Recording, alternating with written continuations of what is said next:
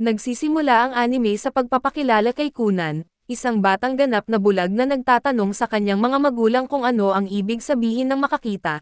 Nabigla ang mga magulang niya sa biglaang tanong na iyon at habang nasa gulat sila, binanggit ni Kunan na sinasabi ng lahat na hindi raw nakakakita ang kanyang mga mata, pero hindi naman niya alam kung ano talaga ang ibig sabihin ng makakita.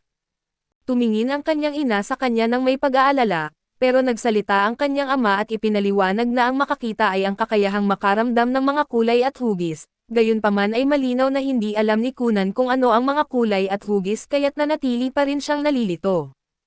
Ipinapaalala ng kanyang ama na ang kanyang mga mata ay may peklat ng bayani na iniwan ng banal na kabalyerong si Mr. Haglia, at ito ay isang pambihirang bagay kaya dapat siyang maging proud at tahimik lamang itong tinanggap ni Kunan. Ngunit hindi pa rin niya maiwasang magtaka kung bakit laging naaawa sa kanya ang mga katulong dahil lang sa hindi siya nakakakita. Isang araw isang katulong na nagngangalang Echo ang gumagabay sa kanya sa loob ng mansyon upang ipakilala siya sa bago niyang magic tutor.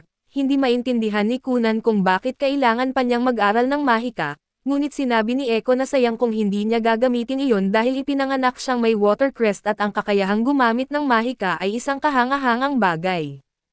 Ipinapaalala ni Kunan sa kanya na kahit magamit pa niya ang mahika, hindi pa rin siya makakapunta kahit saan nang walang tumutulong sa kanya kaya't hindi niya nakikita ang punto nito. Gayunpaman matapos ang ilang sandaling paglalakad sa loob ng bahay, nakilala rin niya si Jenny Corors na nagsabing siya na ang magiging magic tutor niya simula sa araw na iyon. Ilang minuto pa lang sa klase ay humawak si Kunan ng magic wand at matagumpay na nakapagpalabas ng isang spell. Hindi niya alam kung anong uri ng mahika ang kanyang ginamit kaya ipinaliwanag ni Jenny na iyon ay isang water spell na tinatawag na Auri, na nagpapahintulot sa kanya na lumikha ng tubig gamit ang mahika. Binanggit niya na ang nilikha ni Kunan ay halos kasing laki ng isang eyeball at agad itong nakakuha ng interes ni Kunan. Nagpanik si Jenny sa pag-aakalang may nasabi siyang bastos, kaya agad niyang ipinaliwanag na ginamit lamang niya ang paghahambing upang mas madali itong maintindihan ni Kunan. Sinusubukan lamang ni Kunan na iproseso ang laki ng kanyang mga mata at ang bagay na kakalikha lang niya, at hindi nagtagal ay nakarating siya sa conclusion na baka kaya rin niyang likhain ang mga iyon. Sa sandaling iyon ay naging buo ang kanyang loob at nagpasya siyang gagawa siya ng sarili niyang mga mata gamit ang mahika.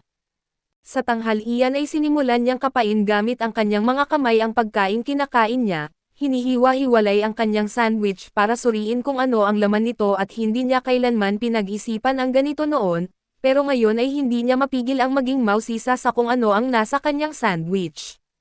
Lahat ay tila kawili-wili na ngayon at iniisip niya kung ano ang sariwang parang damo na nasa loob ng kanyang bibig. Ipinaalam ni Iko sa kanya na iyon ay tinatawag na lettuce at ang nasa ibabaw ng tinapay ay mustard. May hinawakan si Kunan mula sa kanyang plato at iniisip na isa itong mansanas, ngunit sinabi ni Iko na iyon pala ay isang plum at napansin ni Iko kung gaano siya kausisa ngayon at binanggit na masarap sa pakiramdam ang magluto, ngayong interesado na siya sa iba't ibang uri ng pagkain. Sinuri ni Kunan ang isang strawberry at sinabi na interesado na siya ngayon sa kung anong klaseng pagkain ang kanyang kinakain. Pero napapansin niyang napakaraming amoy ang kanyang naaamoy at malinaw na ito ay dahil sobra ang inihanda na pagkain ni Iko, ngunit patuloy niyang sinasabi na talagang napakasarap sa pakiramdam na magluto.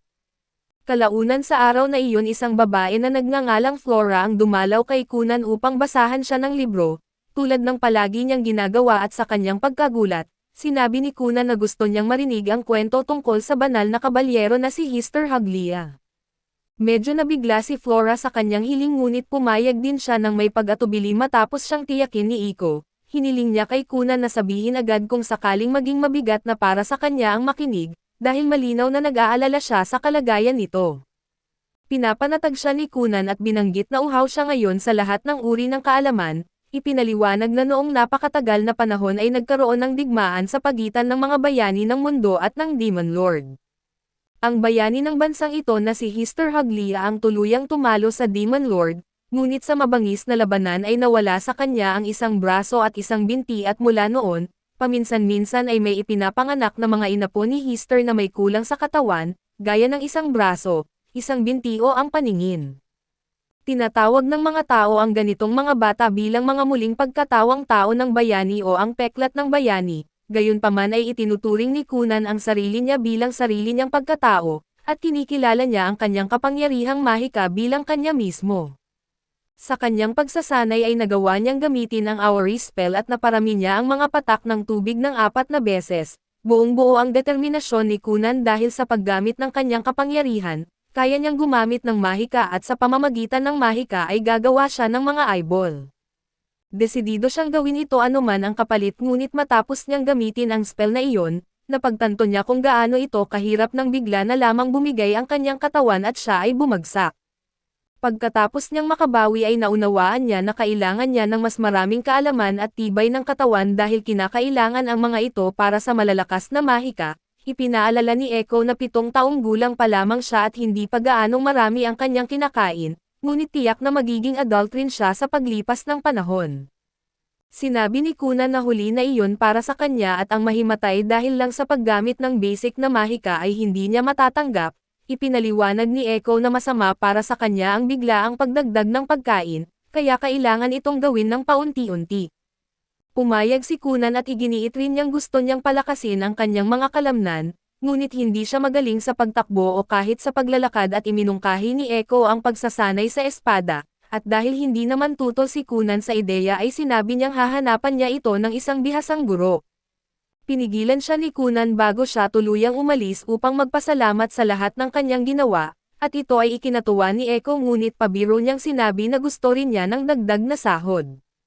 Ilang araw ang lumipas ay tuluyan nang nagsimula si Kunan sa pagsasanay sa espada, at ang bago niyang guro na si Uro ay inutusan siyang bigyang pansin ang mga kalamnan ng kanyang mga braso at balikat.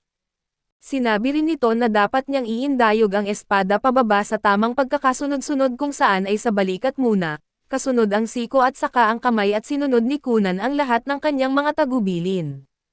Maingat na minamasdan ni Iko ang klase hanggang sa mapansin niyang dumating na si Jane, kaya ipinaalam niya ito kay Kunan at huminto si Kunan sa kanyang pagsasanay upang batiin siya, at sinabi ni Uro na oras na para sa kanyang susunod na aralin.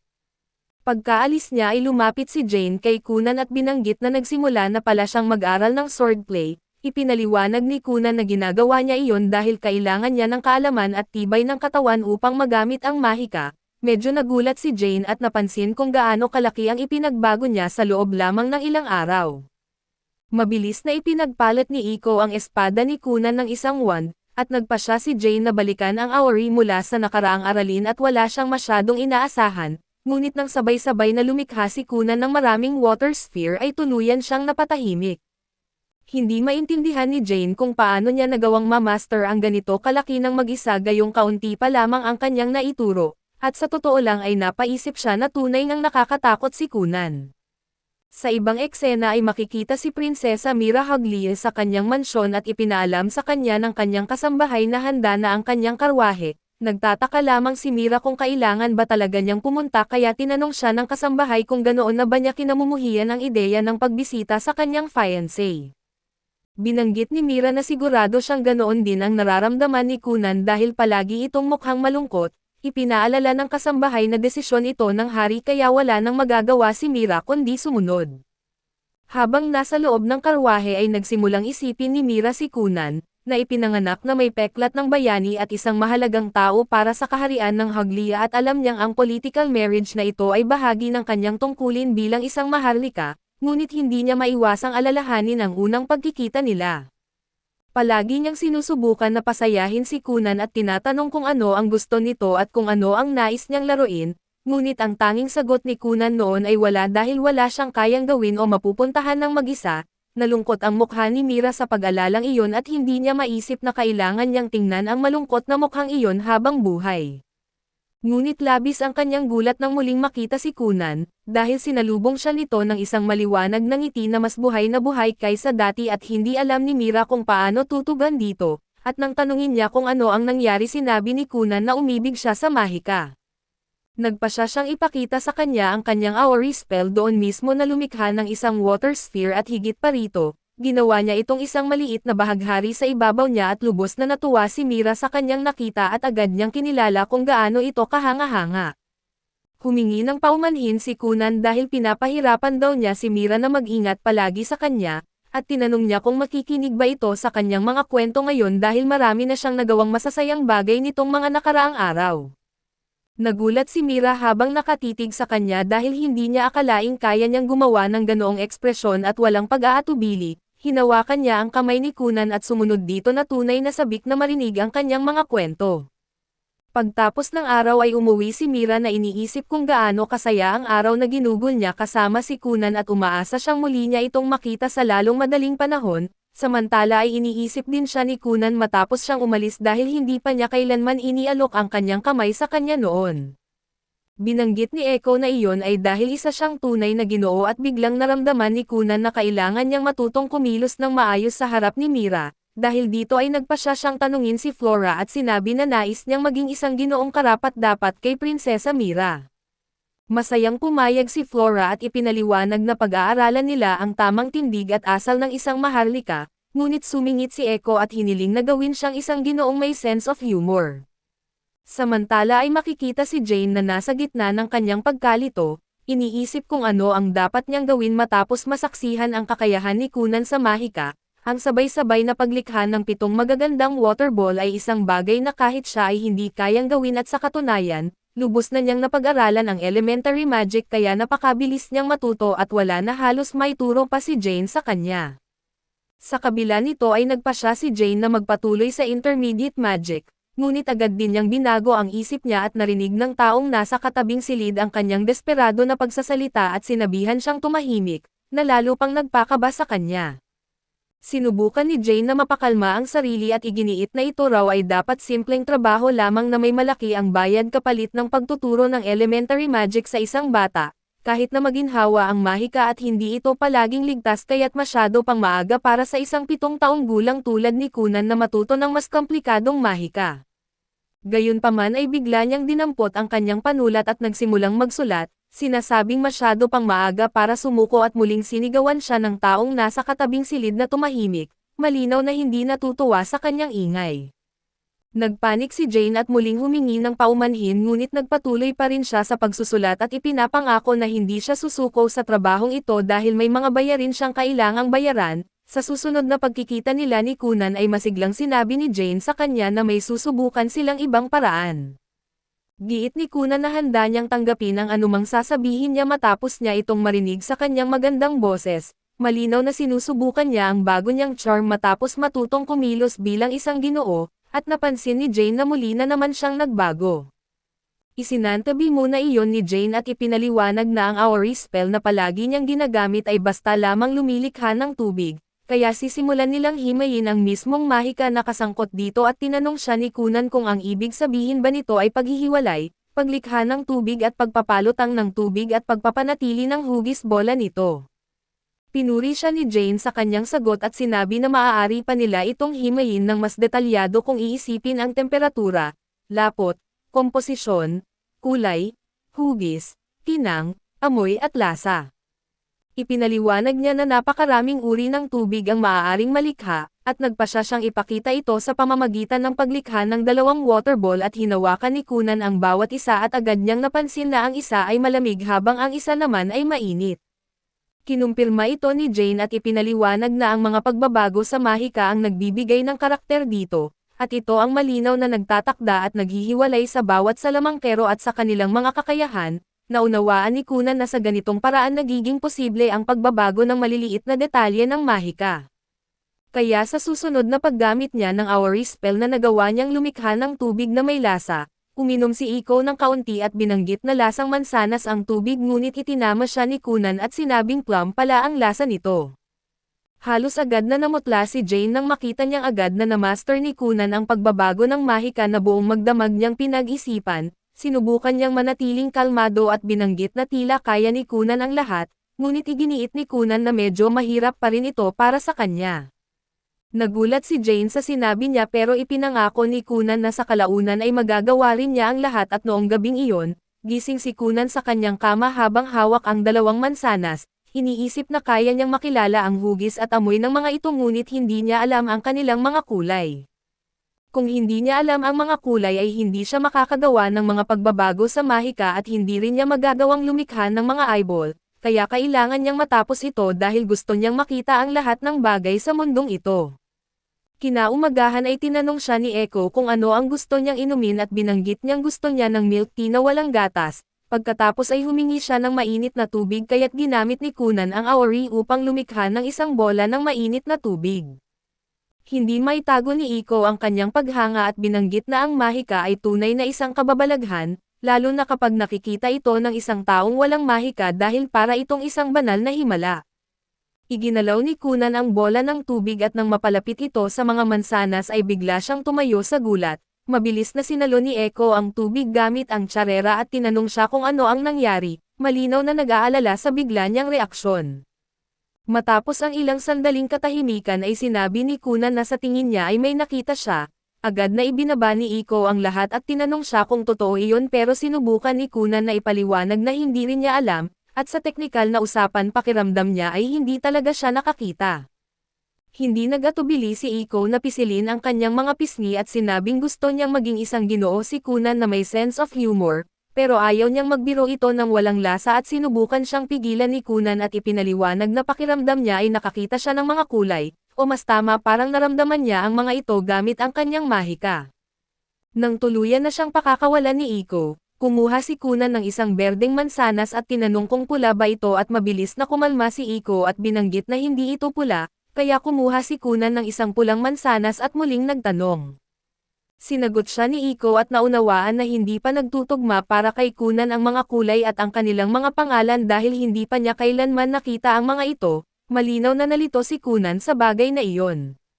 Kaya ipinaliwanag ni Iko na may mga tawag o pangalan para sa mga kulay at tinanong niya si Kunan kung masasabi niya kung ilang mansanas ang nasa mesa. At sinabi ni Kunan na masasabi niyang may 3 pulang mansanas at 2 berdeng mansanas, agad siyang pinuri ni Iko dahil tama ang kanyang sagot at iginiit na ito ay talagang parang isang banal na himala na kahanga-hanga. Hindi na nagsayang ng oras si Iko at agad niyang ipinaalam ito sa ama ni Kunan, ipinaliwanag na nakakakita na ngayon si Kunan ng mga kulay at nilinaw niya na maliit na saklaw pa lamang ito, ngunit tila nakikilala na niya ang mga kulay. Mas malapit ang bagay at mas malinaw niya itong nakikita at nalalaman niya ang kulay kapag hinahawakan niya ito, malinaw na nagulat ang ama ni Kunan sa balita at tinanong niya kung ibig sabihin ba nito ay kaya na niyang magbasa ng mga libro. Kinumpirma ito ni Iko at sinabi na kaya niyang sundan ang tinta upang makilala ang mga kulay at kahit hindi pa siya marunong ng mga letra, abala na siya sa mga picture book at encyclopedia at matapos maunawaan ang lahat ng ito, hiniling ng ama ni Kunan kay Iko na bumalik na sa pangunahing bahay. Lumipat siya noon dahil ayaw ni Kunan na maging pabigat sa iba, at ang kanyang asawa ay kailangang mag-alaga sa kanya ng walang pahinga, ngunit maaari na itong magbago ngayon at ipinaalam ni Iko na sinusubukan ngayon ni Kunan na magbago ng husto, at araw-araw ay isang pagsubok. Ang biglaang pagbabago ng kanyang kapaligiran ay maaaring makahadlang sa pagtupad ni Kunan sa kanyang mga layunin, kaya sa tingin niya ay hindi iyon magandang ideya at agad na naunawaan ng ama ni Kunan ang kanyang paliwanag at sinabing tama siya, at sapat na ang lapit ng lugar para makita niya ang kanyang anak anumang oras. Humingi siya ng paumanhin dahil inilagay niya si Iko sa sitwasyong siya lang ang nag-aalaga kay Kunan, ngunit tiniyak ni Iko na ayos lang iyon dahil mahal niya ang pagtatrabaho para sa pera. Ngumiti ang ama ni Kunan at sinabing ang kasiyahan ni Iko ay maaaring magkaroon ng magandang epekto sa kanyang anak. Sinamantala ni Iko ang pagkakataon at binanggit na imbes na papuri ay mas gusto niya sana ng dagdag na sahod, ngunit tinawanan lamang iyon ng ama ni Kunan na malinaw na sagot na sa kanyang kahilingan at makalipas ang ilang panahon, nakita ni Iko si Kunan na muling nag-eeksperimento sa mahika at ipinaliwanag niya na darating na si Jane kaya nais niya itong sorpresahin at hinikayat siya ni Iko na ibigay ang lahat. Kaya ginamit ni Kunan ang Aori at lumikha ng isang napakalaking pulang bola ng tubig sa itaas nila at pinuri siya ni Eko at sinabing napakaganda ng kulay nito, parang mga mata ng isang puting kuneho at kasing excited din si Kunan at binanggit na kapag mas malaki ang ginagawa niyang water ball, mas malinaw niyang nararamdaman ang kulay. Sinubukan niyang namnamin ang kulay na kanyang nararamdaman sa sandaling iyon, ngunit bigla namang dumating ang kanyang mga magulang at kapatid at sinabi ng kanyang ina na narinig niya ang balita at alam niyang nakakakita na ngayon si Kunan ng mga kulay. Ngumiti si Kunan at agad niyang nakilala ang boses nito at alam niyang iyon ang kanyang mahal na ina, dahil sa bigla niyang excitement ay nawalan siya ng konsentrasyon kaya't ang napakalaking bola ng tubig na kanyang pinapapanatili sa ere ay biglang bumagsak sa kanilang dalawa ni Iko. Matapos ang ilang sandaling katahimikan at tuluyang binaliwala ni Kunan ang nangyari at tinawag ang kanyang ina habang natatakpan ng madugong pulang kulay, ang nakakatakot na tanawing iyon ay nagpasigaw sa kanyang ina sa matinding takot at bago pa niya maunawaan ang lahat, nawalan siya ng malay sa mga bisig ng kanyang anak. Agad na nagalit ang ama ni Kunan at tinanong siya kung paano niya nagawang gawin ang ganoong nakakakilabot na bagay. Hindi maintindihan ni Kunan kung ano ang problema kaya't masayang ipinaliwanag ni Iko na ang pula ay kulay din ng dugo ng tao. Nakatayo muli ang ina ni Kunan ngunit patuloy pa ring nagagalit ang kanyang asawa. Kaya sinabi niya kay Kunan na bilang parusa ay wala siyang matatanggap na allowance sa loob ng 2 buwan at bawasan ang sahod ni Iko sa loob ng 3 buwan. Humingi ng paumanhin si Kunan at tinanggap ang kanyang parusa ngunit agad namang nawalan ng malay si Iko nang marinig iyon.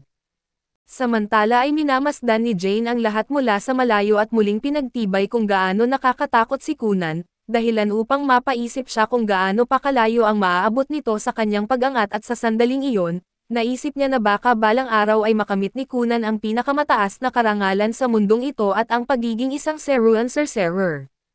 Makalipas ang ilang panahon ay nagpa siya ang ama ni Kunan na kausapin ang kanyang panganay na anak na si Iksho, at sinabi niyang pinag-iisipan niyang ipadala si Kunan sa paaralan para sa mga anak ng maharlika at alam niyang halos hindi pa nakalabas ng mansyon si Kunan mula nang ipanganak, maliban sa iilang beses at tiyak na matatakot ito sa mga estranghero sa labas ng kanilang mundo, kaya umaasa siya kay Iksho.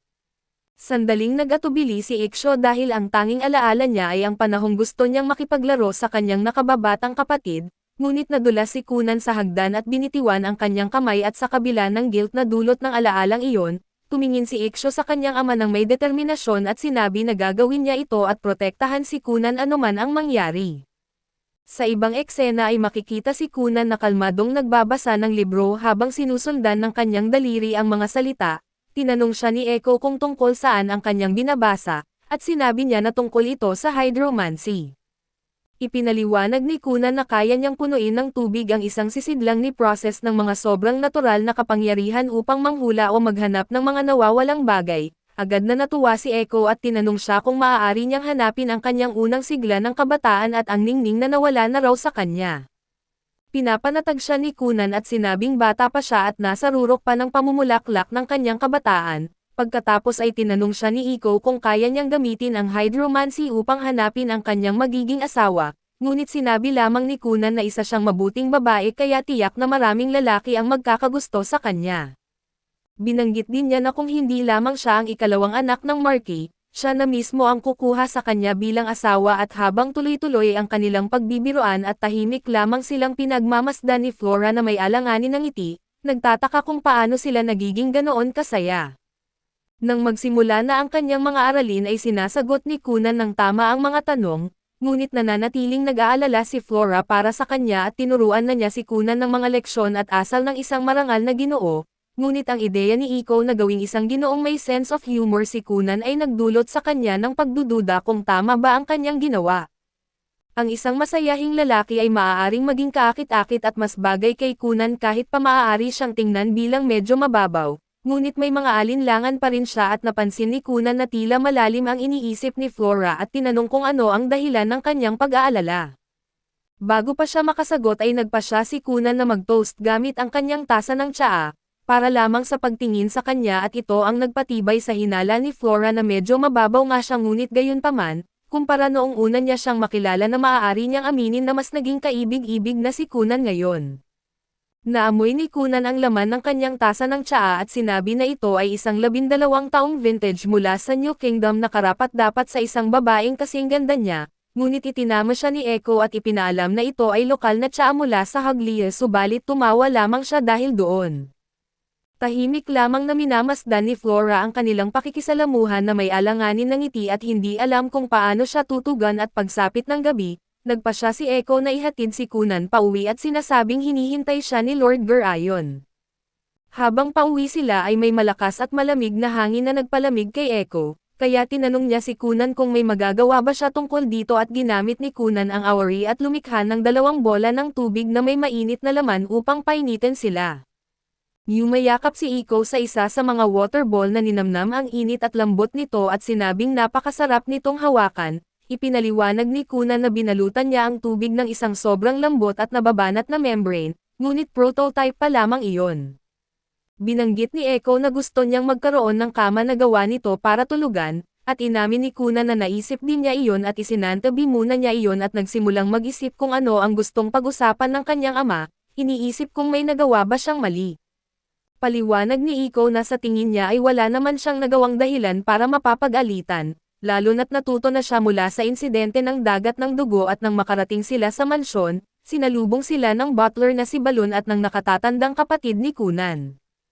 Naglakad si Iksho kasama si Kunan sa loob ng bahay at tinanong kung kailangan ba niyang akayin ito, pinapanatag siya ni Kunan at ipinaliwanag na ayos lang siya dahil kaya na niyang maramdaman ang paligid niya ng maayos dahil sa kanyang mahika at agad itong tinanggap ni Iksho.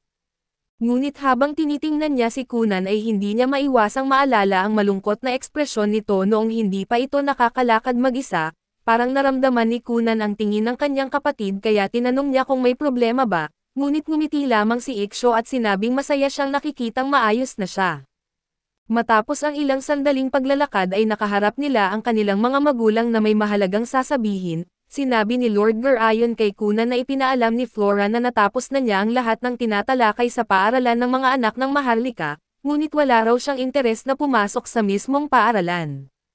Kinumpirma ito ni Kunan at ayaw niyang makakaabala sa mga taong nasa paligid niya, at may mas mahalaga siyang gustong unahin kaysa sa pagpasok sa paaralan at sinabi ng kanyang ama na palagi siyang naniniwala na dapat sundin ni Kunan ang nais ng kanyang puso, ngunit ang mga anak ng Maharlika ay may obligasyon na pumasok sa paaralan.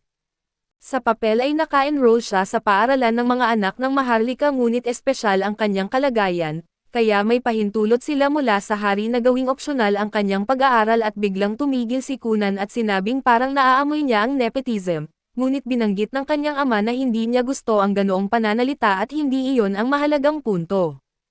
Kaya hinihiling ng kanyang ama na pag-isipan muna niya ito at tinanong ni Kunan kung ang tinutukoy ba niya ay kung paano niya ginagamit ang kanyang allowance, dahil palagi raw siyang nagrereklamo sa paraan ng paggastos niya.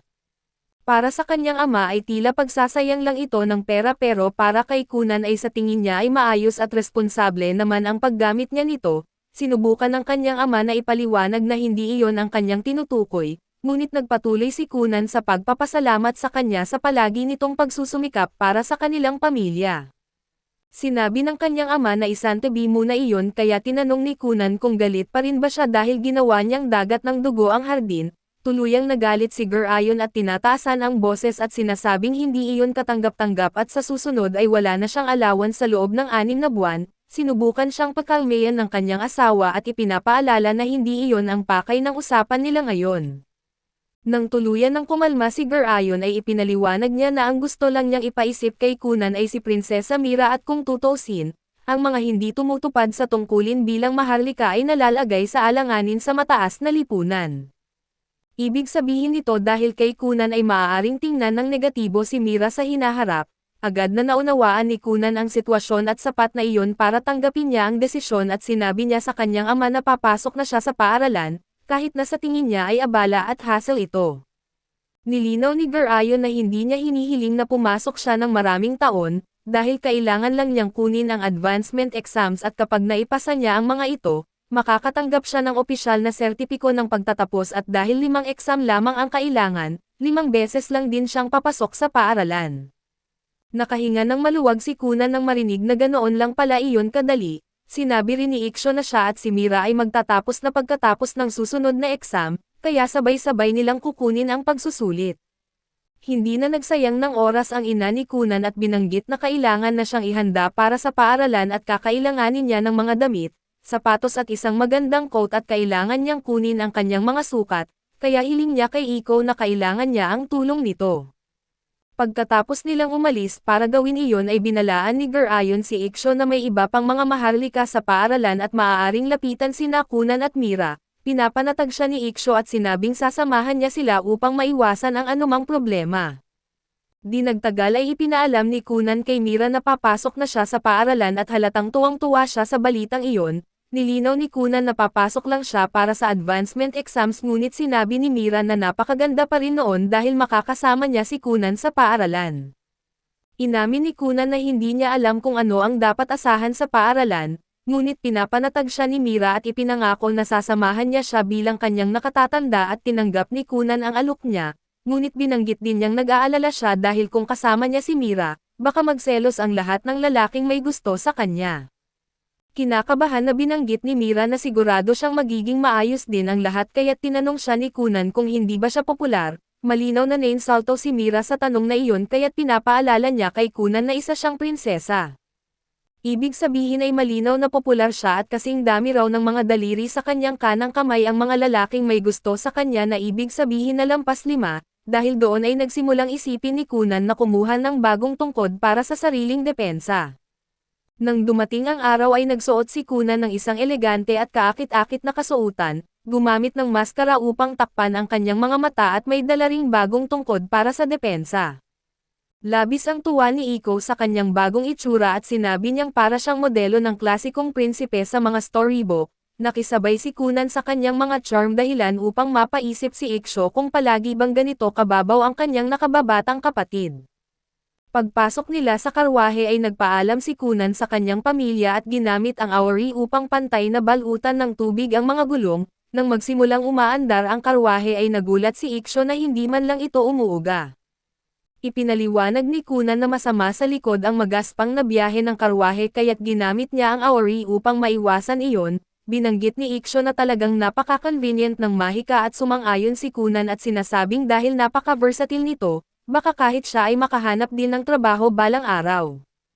Makalipas ang ilang sandali ay ipinaalam ni Iksho na sigurado siyang kinakabahan si Kunan dahil malayo sila sa bahay, ngunit hindi sumang-ayon si Kunan at sinabing medyo mas lumakas na siya at alam niyang labis din siyang ipinag-alala ni Iksho noon, lalo na nang siya ay madapa at masaktan at sinisi nito ang sarili.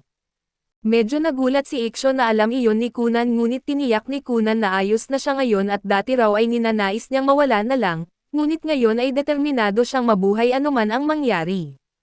Hindi napigil ang ngumiti si Iksho sa mga salitang iyon at napagtanto niyang tunay ngang nagbago ang kanyang nakababatang kapatid matapos matutunan ang mahika. Sinabi ni Kunan na may matibay siyang hangarin na mabuhay kahit pamapuksa ang buong mundo kaya't mabubuhay siya.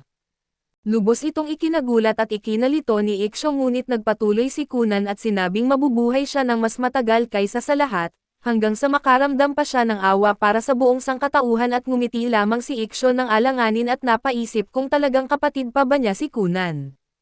Bukod doon ay nagulat din siya nang maramdaman ni Kunan na malapit na sila sa paaralan dahil nakaramdam siya ng napakaraming tao. Nang tuluyan na silang makarating ay masiglang tumakbo si Mira upang salubungin sila, at hindi nag-atubili si Kunan na gamitin ang kanyang charm. Tahimik lamang na minamasdan ni Iksho ang kanilang pakikisalamuha at nagtataka kung ano ang nangyayari sa dalawa.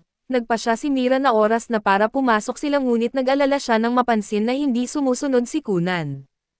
Hindi gumalaw si Kunan sa kanyang kinatatayuan at nakatuon ang pansin sa napakaraming boses na kanyang naririnig sa sandaling iyon. Ang presensya ng napakaraming tao at walang katapusang mga boses ay nakaka-overwhelm. At alam ni Kunan na ang dati niyang sarili ay uurong at matatakot sa ganitong sitwasyon. Ngunit sa halip ay ngumiti lamang siya at iniabot ang kanyang kamay kay Mira. Tinatanong kung maaari ba siyang maging isang babae muna sa ngayon at nakisabay si Mira nang hindi nagtatanong, hinawakan ang kanyang kamay at sinabing siya naman ay magiging isang lalaki. Nagpa siya si Iksho na huwag na silang questionin pa kahit palubos siyang nalilito. Samantala ay makikita si Cass na isang propesor ng paaralan na tila naghihintay sa pagdating ni Kunan at malinaw na nag-aalala rin siya. Ikalawang anak siya ng Marquis na may peklat ng bayani at may mga narinig siyang chismis na mahiyain daw itong bata. Hindi niya maiwasang mag-alala kung kakayanin ba ng isang baguhang guro tulad niya ang tungkuling ipasyal at gabayan siya. Naputol ang kanyang iniisip nang marinig niya ang ilang estudyanteng babae na nag-uusap tungkol sa isang lalaking kasing charming ng isang prinsipe. Doon niya unang nakita si Kunan na inaakay ni Mira at ng kanyang nakatatandang kapatid at nang madaanan siya ng mga ito, agad siyang natauhan at tinawag ang kanyang pangalan at pinahinto siya bago pa siya makaalis. Sinabi ni Cass na isa siyang propesor sa paaralang iyon at siya ang magiging gabay ni Kunan sa araw na iyon. Nagpa siya si Kunan na magpakilala ng maayos ngunit lalo niyang nalito si Cass nang sabihin niyang isa siyang babae sa ngayon.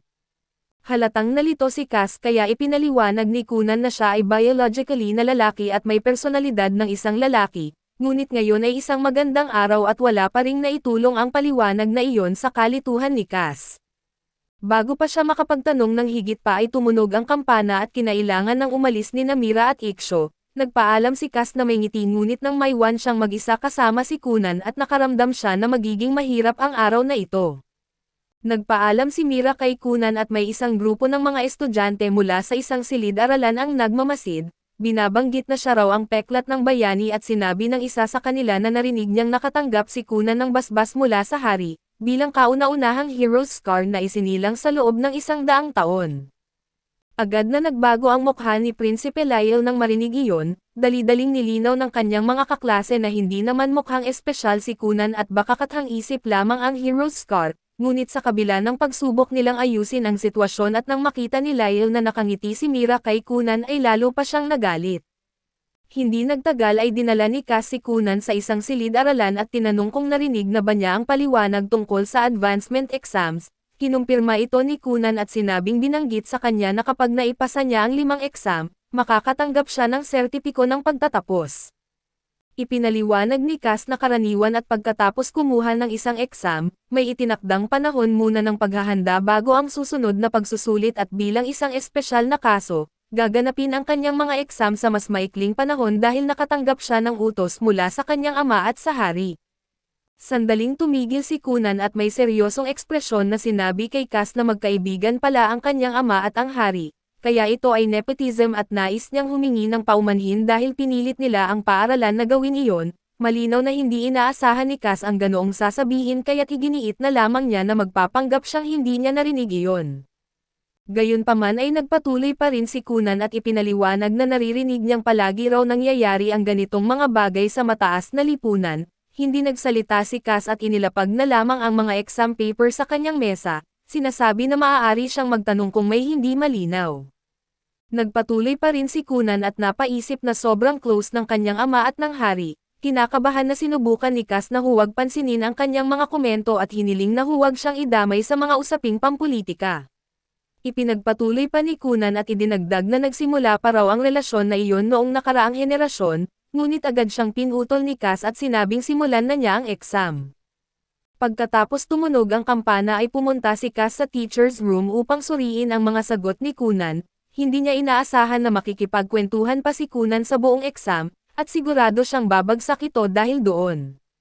Ngunit sa halip ay tama ang lahat ng sagot ni Kunan sa lahat ng asignatura, na hindi niya maintindihan kung paano nangyari at samantala, nakaramdam ng gutom si Kunan kaya nagpasya siyang pumunta sa cafeteria kasama si Mira.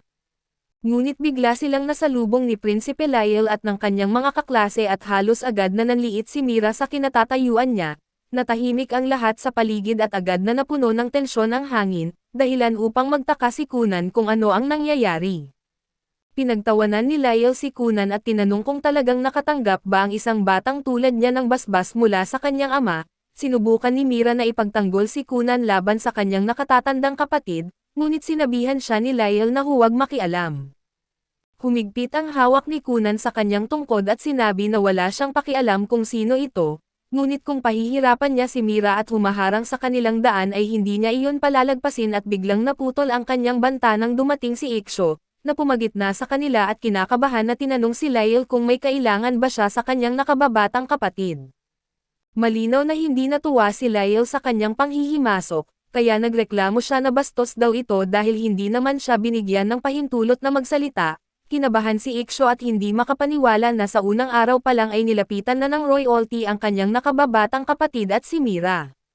Wala siyang maintindihan at malinaw na hindi niya alam ang gagawin, ngunit nagpasya si Kunan na kumilos muna at tahimik na ginamit ang awari at gamit ang kanyang mahika. Tinipon niya ang lahat ng tubig na maaari niyang makuha sa cafeteria nang hindi napapansin ng kahit sino at ginamit iyon upang basain ang pantalon ni Lyle.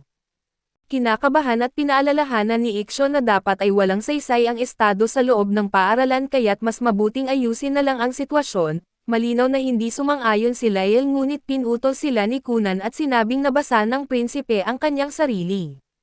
Doon lamang tumingin si Lyle pababa at nakita ang kanyang basang pantalon, at agad nagsimulang magbulungan ang mga tao sa paligid at agad na nakaramdam ng hiya si Lyle at sinubukan na itanggi ang nangyari. Hindi niya maintindihan kung paano iyon nangyari.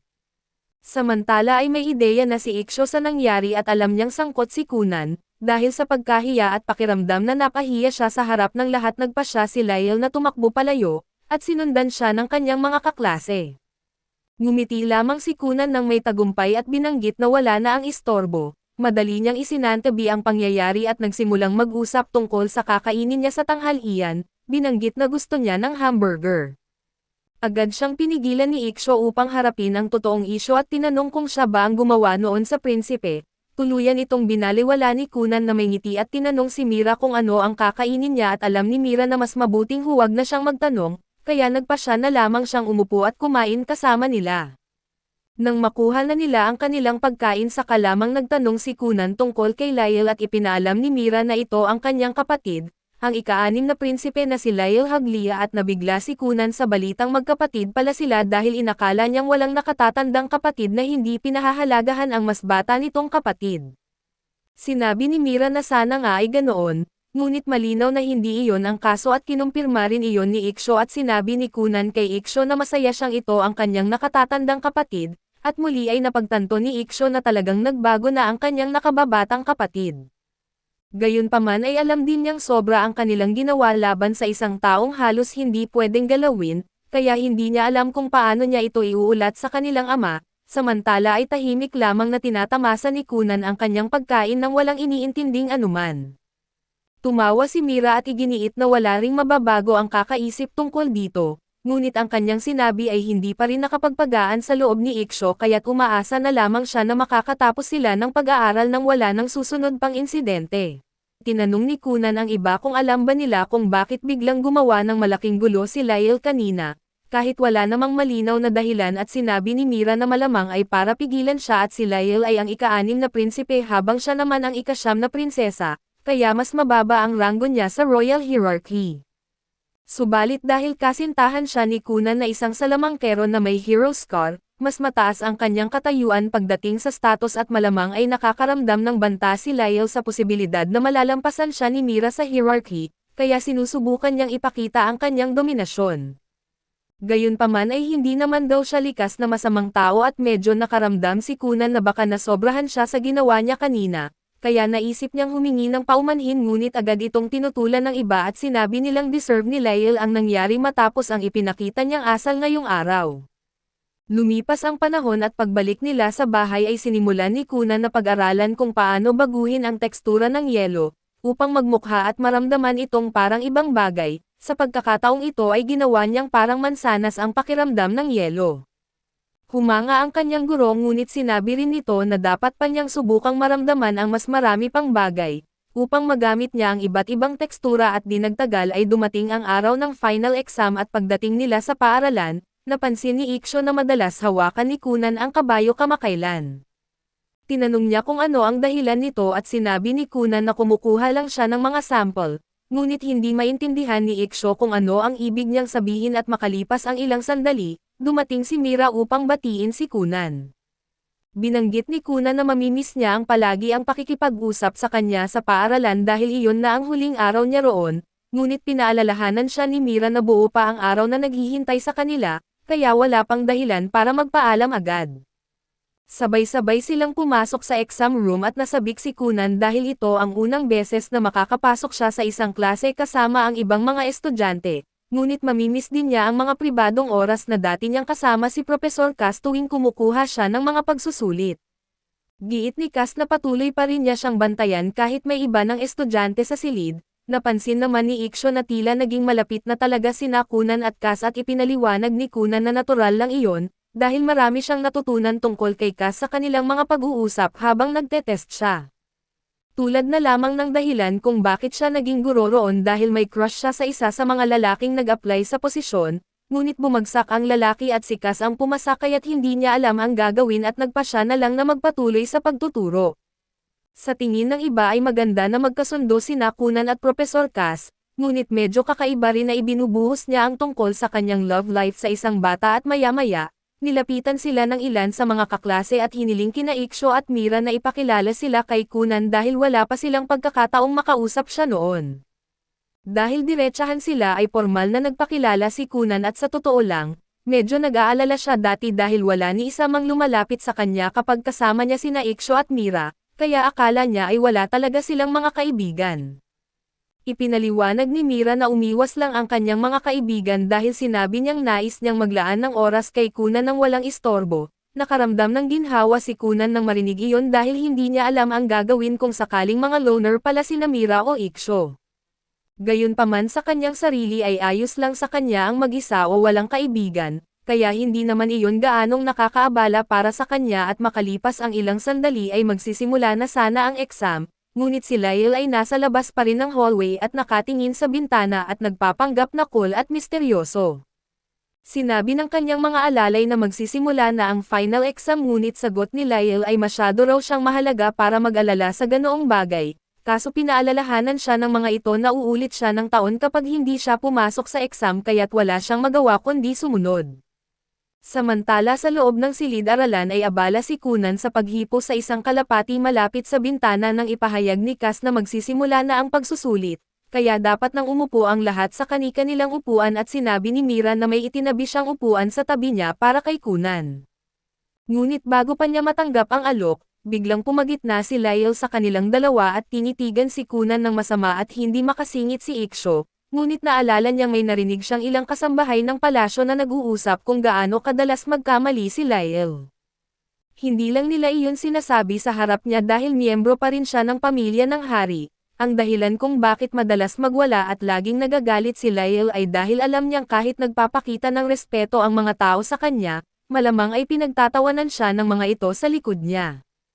Habang nasa gitna siya ng mga iniisip ay biglang hinawakan ni Kunan ang kanyang kamay at formal na nagpakilala. Nabigla si Lyle at sinabing hindi siya nagbigay ng pahintulot na hawakan siya ni Kunan subalit pinaalalahanan siya ni Kunan na magiging magbayaw sila balang araw, kaya dapat na silang magkakilala.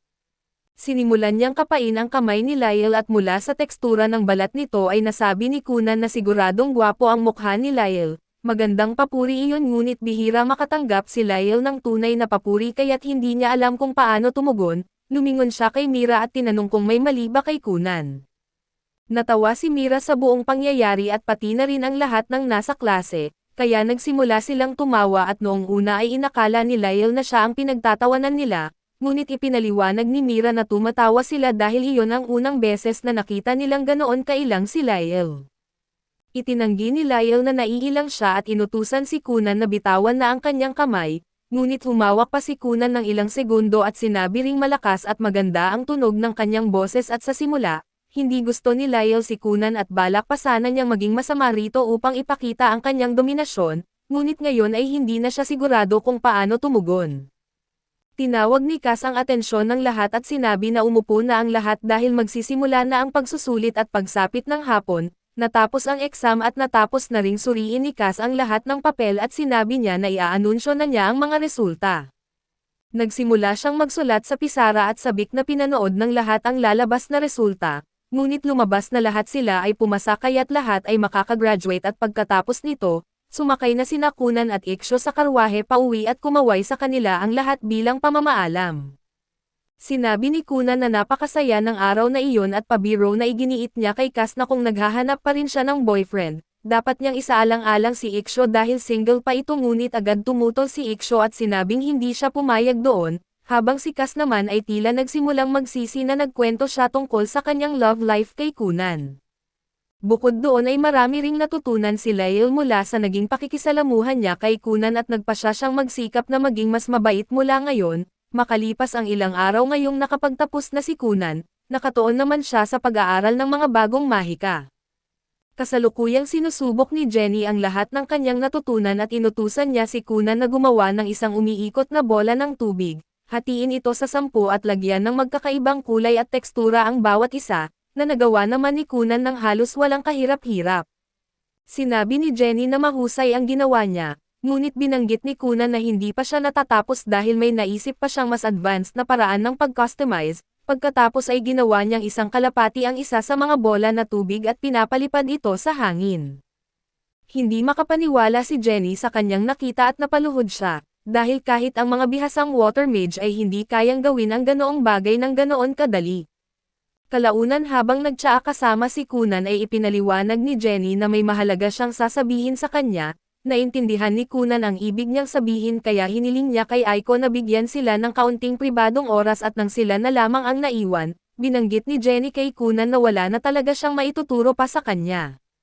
Sa katunayan nitong mga nakaraang buwan ay kaunti na lamang ang naituturo niya, dahil ang tungkulin niya ay turuan lang siya ng basic o elementary magic ngunit sa puntong ito ay mas mahusay ng salamangkero si Kunan kaysa sa kanya, kaya't wala na raw dahilan para ipagpatuloy pa niya ang pagiging guro niya. Tumayo si Kunan at ipinabatid na isa talaga siyang mahusay na guro dahil labis niyang nagustuhan ang lahat ng kakaiba at desperado na maliliit na ideya na ginagawa niyang mga aral para sa kanya. Maaaring hindi siya kasing husay ng mga mas advanced na mage ngunit ang kanyang pananaw at paraan ng pagtuturo ay nagbigay kay Kunan ng bagong pag-asa sa buhay, at tunay niya itong pinahalagahan. Pinahalagahan ni Jenny ang sinabi niya dahil talaga namang pinaghirapan niya ang pag-iisip ng mga aral na iyon, at napapagod na rin siyang isipin pa ang mga susunod.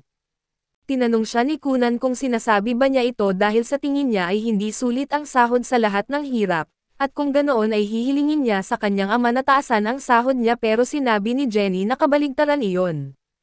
Nakokonsensya siya dahil nakakatanggap siya ng mataas na sahod kahit kaunti na lang ang nagagawa niya. Giit ni Kunan na sulit ang bawat sentimo ng kanyang mga aral ngunit sinabi ni Jenny na naabot na niya ang kanyang limitasyon. Wala na raw laman ang kanyang isip pagdating sa mga bagong ideya, kaya karapat-dapat si Kunan na magkaroon ng mas mahusay na salamangkero bilang guro kaysa sa kanya at nakiusap si Kunan kay Jenny na manatili, dahil gusto pa rin niyang siya ang maging guro niya sa Mahika. Subalit wala na talaga siyang maitutulong pa sa kanya sa puntong iyon at matapos magpaalam, umalis si Jenny sa mansyon at habang naglalakad palayo ay naisip niya na si Kunan ay walang duda na isang henyo, at panahon na lamang ang kailangan bago siya maging isa sa pinakamahuhusay na mage sa buong kontinente. Kaya gagawin niya ang lahat upang makasabay sa kanya sa pamamagitan ng pagsasanay ng sarili niyang mahika. Kinabukasan ng umaga ay ipinaalam ni Ixo kay Kunan na ang dati niyang academic tutor na si Miss Flora ay nagbitiw na rin sa tungkulin. Nagulat siya sa balita na iyon kaso may saysay din naman dahil natapos na niya ang kurikulum at nakapagtapos na siya sa Noble Academy kaya't hindi na niya kailangan ng tutor, gayunpaman ay nais pa rin sana ni Kunan na nakapagpaalam siya bago ito umalis, kaya nagpa siya siyang sumulat na lamang ng isang liham ng pasasalamat. Sinabi ni Ixo na magandang ideya iyon pero habang ginagawa iyon ni Kunan, tinanong siya ni Ixo kung pwede niyang itanong kay Flora kung may kilala itong mga 20 taong gulang na single na lalaki na maaaring interesadong pakasalan siya. Nasaktan si Kunan sa ideya na gustong mag-asawa ni Ixo at iwan siya, hindi naman daw niya intensyong masaktan si Kunan pero kailangan din niyang isipin ang sarili niyang kinabukasan at bukod pa rito, sigurado siyang magiging ayos lang si Kunan kahit mag-isa siya pero sinabi ni Kunan na hindi siya ayos. Kakaalis pa lang ni Jenny na ngayon naman ay nalaman niyang nagbitiw na rin si Flora at ngayon ay gusto na ring umalis ni Ixo, sa bilis ng mga pangyayari ay pakiramdam niya ay mawawalan na siya ng lahat ng kasama. Nang gabing iyon sa hapunan, binanggit ni Kunan sa kanyang ama na nagbitiw na si Jenny at sinabi nitong dapat siyang humanap ng isang master sorcerer kung nais pa niyang magpatuloy sa pag-aaral ng mahika. Sandaling nag-isip si Ixo at naalala ang isang chismis tungkol sa isang pambihirang royal sorcerer. Nakilala ng kanilang ina ang paglalarawan at tinanong si Ixo kung ang tinutukoy niya ay si Zanelfin, nakilala sa buong kabisera dahil sa napakalakas nitong kapangyarihan at sa kanyang magandang itsura at ayon sa kanya, perpekto raw itong kandidato bilang bagong magic teacher ni Kunan. Ngunit sinabi ng kanilang ama na may malaking problema sa planong iyon at hindi nila basta-basta maaaring kunin si Zo, bilang isang royal sorcerer ang tanging pwedeng mag-utos sa kanya ay ang hari at iba pang miyembro ng royal court. Bukod pa rito ay bihira siyang umalis sa royal castle at kahit ang makipagkita sa kanya ay mahigpit na kinokontrol, kaya napakaliit ng tsansang makuha siya bilang guro sa mahika. Gayunpaman sinabi ng ama na susubukan pa rin niyang kausapin ang hari upang tingnan kung may magagawa siya. Ilang sandali pa ay nakatanggap ang Grandmaster Mage sa Royal Castle ng isang ulat na nagsasabing, may isang batang salamangkero na nasa antas ng apprentice na humihiling na makapag-aral sa ilalim ng isa sa mga Royal Sorcerer. Halos hindi ito nangyayari na kahit pa sa anak ng isang maharlika na matalik na kaibigan ng hari. Ang apprentice ng Grandmaster ay ang nakatatandang kapatid ni Mira kaya personal niyang gusto si Kunan, ngunit ang mga Royal Sorcerer ay hindi naaapektuhan ng ranggo o kapangyarihan. Sa una ay balak talagang tanggihan ng Grandmaster ang kahilingan, kahit gaano pa kakilala at konektado si Kunan, ngunit nang simulan niyang basahin ang file ni Kunan, doon niya napagtanto ang isang bagay at ang batang ito ay maaaring talagang espesyal. Makalipas ang ilang araw, pumunta sina Kunan at ang kanyang ama sa Royal Capital dahil nakatanggap sila ng pahintulot na makipagkita sa Royal Sorcerer. Sa totoo lang ay pareho silang nagulat na pumayag ito at dahil halos walang nakakakuha ng ganitong pagkakataon. Kung magiging maayos ang pulong ay posibleng ang maging tutor ni Kunan ang Royal Sorcerer at nagpasalamat si Kunan sa kanyang ama sa pag-aayos nito, subalit sinabi ng kanyang ama na walang anumang nepotism na nangyari at ayon sa kanya, nagkaroon lamang ng interes ang mga Royal Sorcerer kay Kunan matapos basahin ang kanyang talaan, kahit hindi niya alam kung bakit. Habang naghihintay ay nagpasya si Kunan na gumawa ng pusa mula sa tubig, kapansin-pansin na mas umayos na ang kontrol niya sa mahika dahil ang anyo at pakiramdam nito ay eksaktong parang totoong pusa, gayunpaman ay hindi pa rin niya alam kung paano ito papagalawin ng natural o papatunugan, ngunit sobrang nagustuhan ito ng kanyang ama. Pagdating nila sa kastilyo ay sinalubong sila ni Lady Rasha at binati siya ni Kunan gaya ng dati, ngunit ipinaalam sa kanya na si Rasha pala ang ikalawang prinsesa at nakatatandang kapatid ni Mira, dahil dito ay iginiit ni Kunan na masaya siyang makilala ang kanyang magiging hipag.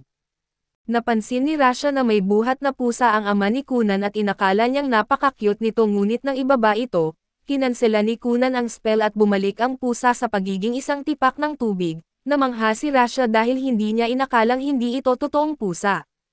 Ibig sabihin ay mas bihasa si Kunan kaysa sa inaasahan niya at inalok niya si Kunan na ihatid agad sa Black Tower. Bago umalis ay ipinaalam ng ama ni Kunan na may pakikipagkita pa siya sa hari sa araw na iyon, kaya tinanong niya kung ayos lang ba kay Kunan na umuwi mag-isa. Ipinahayag ni Kunan na kaya naman niyang maglakbay ng mag-isa kaya't sinabi ng kanyang ama na magpapadala na lang siya ng karwahe para sunduin si Kunan mamaya. Habang naglalakad sina Kunan at Rasha sa loob ng mga pasilyo ay sunod-sunod na tanong ang binabanggit ni Kunan tungkol sa advanced magic, ngunit masyado siyang mabilis magsalita kaya nahihirapan si Rasha na makasabay. Ipinaliwanag niya na bago pa lamang siya roon kaya't hindi pa siya handang sagutin ang lahat ng tanong ni Kunan. Sa kahariang iyon ay may 10 prinsesa at 7 prinsipe at karaniwan ay naglalaban-laban sila sa mga nagawa at tagumpay para sa karapatan sa trono. Ngunit isinuko ni Rasha ang kanyang karapatan sa trono upang maging isang sorcerer, medyo nag-aalala rin siya na baka madamay si Kunan sa laban para sa royal succession, kaso bigla niyang napansin na hindi na naglalakad si Kunan kundi ay dumudulas na siya. Tinanong niya kung paano niya ginagawa iyon at ipinaliwanag ni Kunan na gumawa lang siya ng manipis na yelo sa ilalim ng kanyang mga paa upang mabawasan ang friction. Tinanong niya si Rasha kung gusto rin niyang subukan at tila sobrang na-excite ito. Ngunit bago iyon ay kailangan muna niyang ipaliwanag kay Kunan ang mga patakaran sa Black Tower. Una ay hindi siya dapat basta-basta na makisangkot sa anumang faction at pangalawa, hindi siya dapat pumirma sa mga nakakahinalang kontrata o magsabi ng anumang maaaring magdulot ng problema sa kanya sa hinaharap. Matapos iyon ay hiniling ni Rasha kay Kunan na gawing ice skates ang kanyang sapatos at makalipas ang 1 minuto, pareho na silang nag-i-skating sa mga pasilyo nang walang iniintinding kahit ano. Ngunit nagdulot ito ng malaking kaguluhan. Sinubukan silang pigilan ng ilang gwardya kaso masyado silang mabilis para maaabutan, bigla namang napadaan ang Knight Captain na si Dario at napansin niya ang nangyayari kaya't hinabol niya sina Kunan at Risha, inutusan silang tumigil sa pag-i-skating sa mga pasilyo. Nagsimulang mag-alala si Kunan na baka mapahamak sila kaya't tinanong niya si Risha kung dapat na ba silang huminto. Ngunit sinabi ni Risha na sobrang saya pa niya kaya't kailangan lang nilang bumilis pa para matakasan si Dario. Sa kasamaang palad ay hindi kailanman nilalaktawan ni Dario ang pag-eehersisyo ng mga binti, kaya madali niya silang nahabol at pagkatapos ay pinagalitan sila ng matagal sa courtyard at pagkatapos nito, dinala na rin sa wakas si Kunan upang makilala si Akar at ito ang Grand Mage.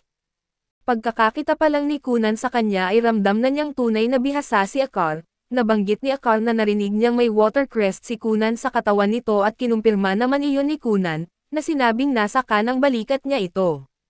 Sinuri ni Akar ang crest at nalaman na ito ay 2-star pero hindi pa kailanman narinig ni Kunan ang ganitong klasifikasyon, kaya tinanong niya kung ano ang ibig sabihin nito at ipinaliwanag ni Akar na may 7 uri ng crest at ito ang 4 na elemental, ang light, dark at foul at mayroon din itong mga ranggo at ang 2-star ay isa sa mga pinakakaraniwan dahil pangalawa ito sa pinakamababa. Binanggit ni Ryan na 2-star din siya na may wind crest at dahil dito ay inakala ni Kunan na mas mataas siguro ang kay Akar. Tinanong ni Akar kung bakit niya iyon naisip kaya't ipinaliwanag ni Kunan na mas siksik ang magic density sa paligid ni Akar kumpara kay Raya, na parang ordinaryong keso kumpara sa mamahaling blue cheese.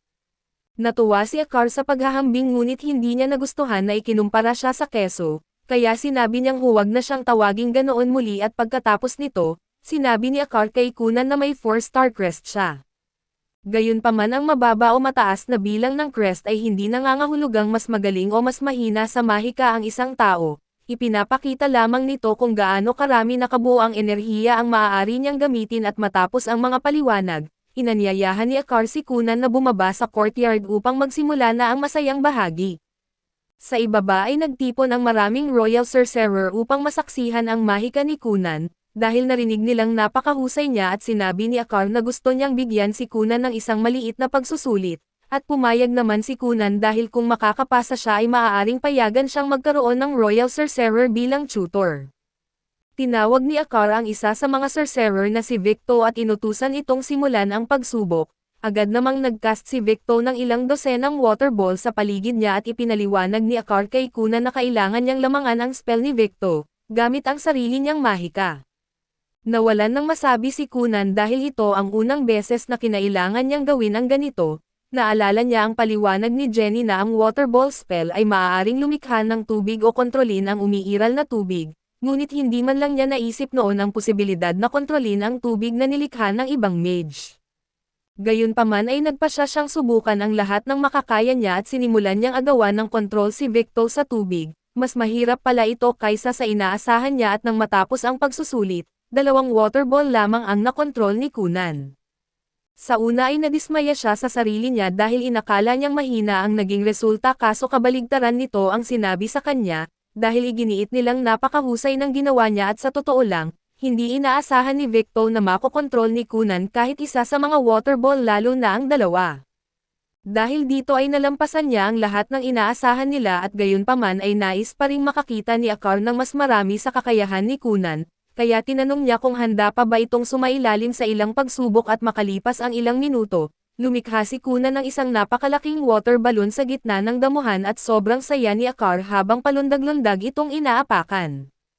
Naisip ni Kunan kung ayos lang ba talaga na ang Grandmaster ay naglalaro ng ganito habang oras ng trabaho. Tinanong siya ni Akar kung paano niya nagawa ang bagay na iyon at ipinaliwanag ni Kunan na isa lang itong ordinaryong water ball na binago niya, upang magkaroon ng sobrang elastic na katangian. Sa katunayan kaya raw niya itong patibayin ng sapat para maibound si Akar hanggang sa ikalawang palapag ng kastilyo, ngunit sinabi ni Akar na sapat na ang pagtalbog niya para sa araw na iyon at maya-maya, lumapit si Risha kay Kunan at tinanong kung kaya rin ba niyang gumawa ng ibang bagay mula sa tubig tulad ng tao. Binanggit ni Kunan na kaya niya at bilang demonstrasyon ay gumawa siya ng isang manikang kahawig ni Ikso. Gayunpaman ay hindi pa rin niya alam kung paano ito papagalawin ng natural at sinubukan na niya itong paliparin noon, ngunit sobrang nakakatakot ang itsura kaya bihira niya itong gawin. Kahit ganoon ay hiniling pa rin ni Narisha at ng iba na ipakita niya ito, kaya pinapalipad ni Kunan ang manikang Ikso sa ere at habang dumaraan ito sa isa sa mga bintana, napagkamalan ito ng ilang kasambahay ng kastilyo na isang multo. Dahil dito ay nagsimula silang magpanik at kalaunan ay tinawag ang mga kabalyero, bumababa ang mga ito sa courtyard at pinagalitan ang lahat ng sorcerer dahil sa kaguluhan na nagawa nila, sa kung anong dahilan sinubukan ng lahat na isisi ang nangyari kay Victo. Samantala ay nalungkot si Kunan dahil hindi niya inakalang mapapag-alitan siya ng 2 beses sa unang araw pa lang niya roon, sinabi ni Akar sa kanya na wala nang saysay ang magmukmak sa mga nangyari na. Ngunit para makasiguro ay iminungkahi niyang sa susunod nilang pagkikita ay pag-usapan na lang nila ang mahika habang kumakain ng tanghalian. Tinanong ni Kunan kung ibig bang sabihin nito ay pumasa na siya sa pagsusulit ni Akar, pero base sa kung gaano kasaya si Akar kanina at malinaw na ang sagot. Iginiit ni Akar na siya mismo ang mag-aasikaso ng pagtatalaga ng isang royal sorcerer bilang guru niya, at labis ang tuwa ni Kunan nang marinig iyon. Gayunpaman ay nais pa ring linawin ni Akar ang ilang bagay dahil ayaw niyang magmukhang sumusuporta siya sa anumang royal faction. Sinabi naman ni Risha na hindi na niya kailangang mag-alala tungkol doon, dahil ang mga royal sorcerer ay hindi talaga nakialam sa politika at natuwa si Kunan nang marinig ito. Ngunit bago siya tuluyang umalis ay may isa pang tanong si Akar para sa kanya. Gusto niyang malaman kung ano ang layunin ni Kunan sa pag-aaral ng mahika at ipinaliwanag ni Kunan na nag-aaral siya upang balang araw ay makakalikha siya ng mga bagong mata para sa sarili niya gamit ang mahika. Inisip ng lahat na marangal ang layuning iyon at natuwa si Kunan na sinusuportahan nila ang kanyang pangarap, kaso habang naghahanda na siyang umalis para sa araw na iyon ay nakita niya ang kanyang ama na naghihintay sa kanya at hindi ito mukhang masaya. Mukhang nabalitaan nito na 2 beses na napapagalitan si Kunan sa iisang araw dahil sa kaguluhan na nagawa niya. At gusto nito ng paliwanag kaagad at sinubukan ni Risha na ipaliwanag na hindi kasalanan ni Kunan, dahil siya ang humiling na gawin ang mga bagay na ikinapahamak nito. Ngunit sinabi ng kanyang ama na hindi iyon mahalaga dahil ang isang sorcerer ay laging responsable sa magiging resulta ng sarili niyang mahika. Pagkatapos ng lahat ang isang taong may kapangyarihang pumatay ng libo-libo ay hindi maaaring gumamit ng dahilan na sumusunod lang siya sa utos. Kaya kung ang pagsunod sa utos ay magdudulot ng kapahamakan sa iba ay dapat niya itong tanggihan agad kahit ano pa ang mangyari. Napagtanto ni Kunan na tama ang kanyang ama kaya't humingi siya ng paumanhin at nangakong hindi na niya uulitin ang parehong pagkakamali. Pagkatapos nito ay umuwi na ang kanyang ama, pero balak pa ni Kunan na maghapunan kasama si Mira ngayong gabi kaya't mananatili pa siya roon ng kaunti at tungkol nga sa hapunan niya. Pinapaalala ni Risha na dapat na siyang pumunta sa kabilang wing ng kastilyo dahil ilang minuto na lang ay magkikita na sila ni Mira. Hindi napapansin ni Kunan na ganoon na pala kalate kaso ayaw niyang tumakbo papunta roon dahil pagpapawisan lang siya, dahil dito ay iminungkahi ni Risha na gumamit sila ng mahika para maayos ang problema at di agad na intindihan ni Kunan ang ibig niyang sabihin. Kaya't ipinapaalala ni Risha na isa siyang wind mage at kaya niyang gamitin ang mahika niya para paliparin sila. Ang kailangan lang ay isang platapormang masasakyan nila at gumawa si Kunan ng isa pang water balloon, at nang makasakay na silang dalawa ay pinalutang niya ito sa ere. Pagkatapos nilang umangat ng sapat ay ginamit ni Risha ang wind magic niya upang maitulak sila. Nakakatakot pero sobrang nakakakilig ang karanasan at sa kasamaang palad ay hindi masyadong napag-isipan ni Risha kung paano sila lalapag, dahil dito ay bumagsak sila pababa. Mabuti na lang at nasalo ng water balloon ang bagsak nila subalit nagkataon na lumapag sila mismo sa harap ni Dario, at hindi ito mukhang masaya dahil ito na ang 2 beses na nahuli silang gumagawa ng kaguluhan kaya't habang naghahanda pa si Mira, muli na namang pinagalitan sina Kunan at Risha. Samantala, sobrang kinakabahan pa rin si Mira dahil sa date at naiintindihan ito ng kasambahay dahil first date niya iyon. Maya-maya ay may dumating na balita na dumating na si Kunan at sasabihin sana ni Laura kay Mira na nagpapanggap pang mahinahon, pero nang marinig niya ang tungkol kay Kunan ay bigla siyang napatalon sa tuwa. Sa may entrada ay magalang na binati ng bida si Mira at iginiit niyang maayos ang naging pag-escort sa kanya sa paaralan, pero ngayon ay siya naman ang mag-e-escort sa kanya at pagkatapos ay hinawakan niya ang kamay nito at sa sandaling iyon, sumisilip si Laura sa pinto para makita si Kunan. Pagkatapos nito ay dumating sila sa restaurant at sa loob ay nag-toast si Kunan para sa kagandahan ni Mira. Napansin ni Laura kung gaano ka-gentleman ang bida at naintindihan niya kung paano niya napahanga si Mira. Tinanong ng prinsesa kung kumusta ang nangyari sa Black Tower. Ikinwento ni Kunan na nakilala niya ang kapatid niyang si Risha at maraming kahangahangang tao, lalo na ang mahika ng dakilang master na si Blue Cheese at sinabi rin niyang pumasa siya sa pagsubok na kahit hindi pa niya alam kung sino ang magiging guro niya. Pero sigurado siyang magiging perpekto ang lahat na kasing perpekto ng mga kuko ni Mira. Idinagdag rin ni Kunan na marami siyang narinig na kwento pero mas kamangha-mangha raw ang mga kwento ni Mira. Kumikinang daw ang mga ito na parang ginto sa gitna ng bukirin na hinihipan ng hangin dahil sa dami ng kakaibang paghahambing ni Kunan. Napansin ni Mira na medyo kakaiba siya pero basta masaya si Mira ay ayos lang ang lahat. Pagkatapos nito ay diretsahang sinabi ni Kunan kay Mira na ang hapunang ito ang pinakamagandang kaya niyang ibigay sa ngayon, pero kapag nagpakasal na sila at araw-araw na nilang mararanasan ito ay nais din niyang maglakad silang magkasama sa hinaharap. Dahil sa mga salitang ito ay napahanga ang mga kasambahay at si Laura, at tinawag nila si Kunan na isang kahangahangang binata at pagkatapos ng hapunan, makikita si Mira na nagwawala sa tuwa sa kanyang kama dahil kay Kunan. Kinaumagahan naman ay nagtatrabaho ang bida at tinawag siya ni Iko para tulungan siyang maglaba gamit ang water magic. Sinabi ng bida na gumagawa siya ng uniforme pero pinagalitan siya ni Iko dahil lagi siyang nakakulong mula nang bumalik siya at ayon kay Iko, ang trabaho ng isang bata ay magpaaraw para tumangkad. Napansin ni Kunan na mas matangkad si Iko kaysa sa kanya at tinanong niya kung gusto ba ng mga babae ang matatangkad na lalaki. Sumagot si Iko na may mga babae na ganoon pero siya raw ay gusto si Kunan kahit matangkad man o hindi. May sasabihin pa sana si Kunan tungkol sa gusto niya kay Iko pero naisip niyang pagtaksil iyon kay Mira, kaya tinawag siya ni Iko na babaero at pagkatapos maglaba ay tinanong ni Kunan si Iko kung may dumating bang liham para sa kanya. Nang sabihin nitong wala at naisip niyang hindi pa rin napagpapasyahan kung sino ang magiging guro niya at sa kabilang banda, makikita si Victor na hinahanap si Sean. Dahil hindi siya sinasagot ay pumunta siya sa opisina nito at umaasang makakalabas siya ng buhay. Pagpasok niya ay nakita niya ang maraming papel na nagkalat at si Sean nakakagising lang mula sa sahig. Ipinapaalam ni Victor na tinatawag siya ng dakilang guro kaya't agad nitong binuksan ang kanyang mga mata. Samantala sa bahay ni Kunan ay masayang-masaya siya dahil sa wakas ay magkakaroon na siya ng bagong guro. Tinanong siya ni Iko kung ano ang pangalan nito at sinagot ni Kunan na Finroll ang pangalan. Natuwa si Iko nang marinig iyon dahil kilala ito bilang isang gwapo at sikat na salamangkero at dahil dito, bigla siyang natarante at tinanong si Kunan kung ano ang gagawin niya, dahil kailangan daw niyang magmukhang presentable kapag humarap siya sa ganoong lalaki.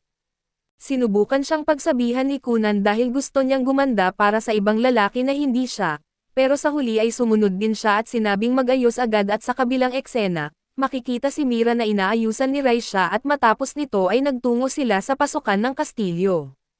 Sa daan ay nakasalubong nila ang dalawa pang kapatid ni Mira na sina Everil at Lidalia. Sinubukan nilang takutin si Mira pero ipinagtanggol siya ni Raisha at inilagay sila sa lugar kaya napaatras ang dalawa. Nang wala na ang sagabal ay nagpatuloy ang dalawa sa kanilang pag-uusap.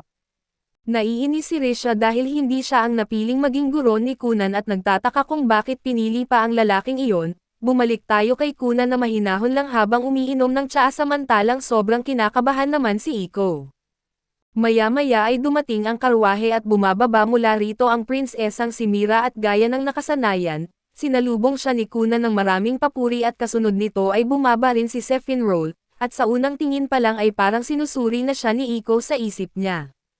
Nararamdaman ni Kunan ang napakasiksik na mana ni Finroll at inihalin tulad niya ito sa pulot. Dahilan para maunawaan niya kung gaano ito kalakas at nagpakilala si Kunan at tinanong kung maaari ba niyang tawagin itong maestrong pulot, ngunit agad itong tinanggihan ni Finroll at sinabing dapat siyang tawaging Ginoo.